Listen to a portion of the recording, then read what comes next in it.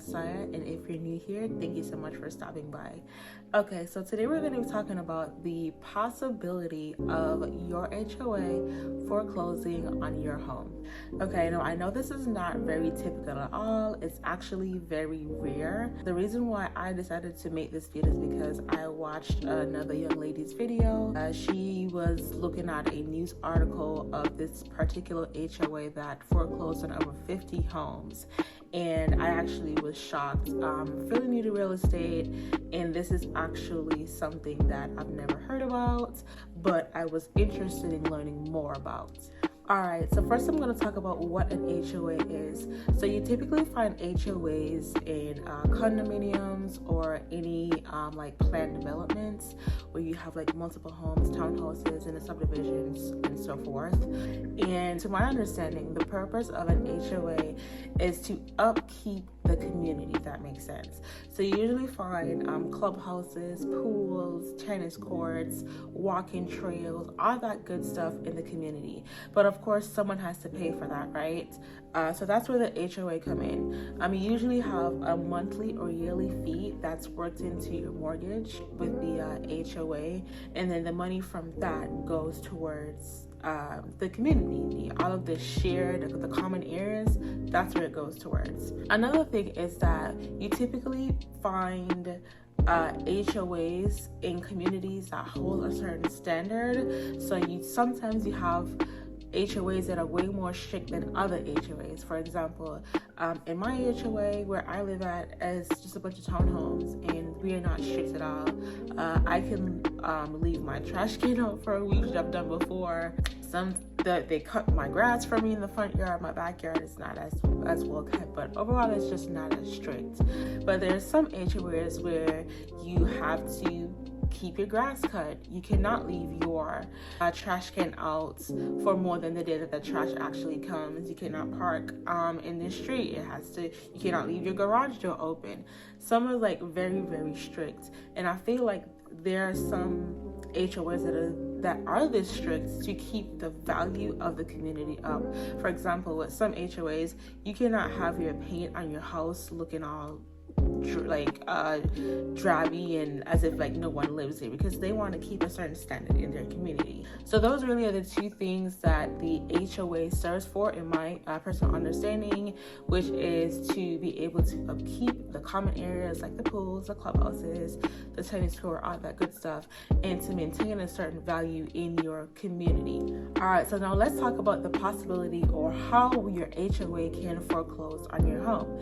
Now, like I said, if you have a strict HOA where you cannot, for example, leave your trash can out, you can't even leave your garage door up, then you will get fined for that. In some communities, there's someone that works on the HOA's behalf that drives around the neighborhood, whether it be weekly, every 2 weeks, once a month, and then they will drive around the entire subdivision or the entire neighborhood where that HOA is and see if there's anyone that's breaking one of the rules in the HOA. For example, if you have your garage door up at nighttime and you're not supposed to, I don't know, let's just say you have your garage door up, or let's just say you have your garbage can past it in that when the garbage truck does come, they will probably take a picture and then send you a warning, and then they would say, hey, Mr.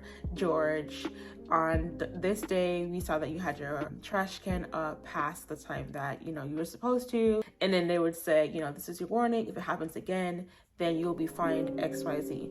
All right, let's say 2 weeks from now, Mr. George did not listen and he had his trash can out, more than he was supposed to.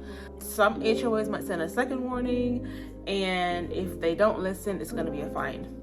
So if you were to not listen and you were to have a fine, and let's say for 2 years straight, this man was not listening, he kept his garbage out for as long as he pleased, and he was just racking up fees, and then on top of that, you have late fees, and then eventually the HOA was like, well, Mr. George is not listening to us, so we have to take a second action to get our money. So now what the HOA can do is they will, talk to some lawyers, and they will create a lien and put a lien on your home.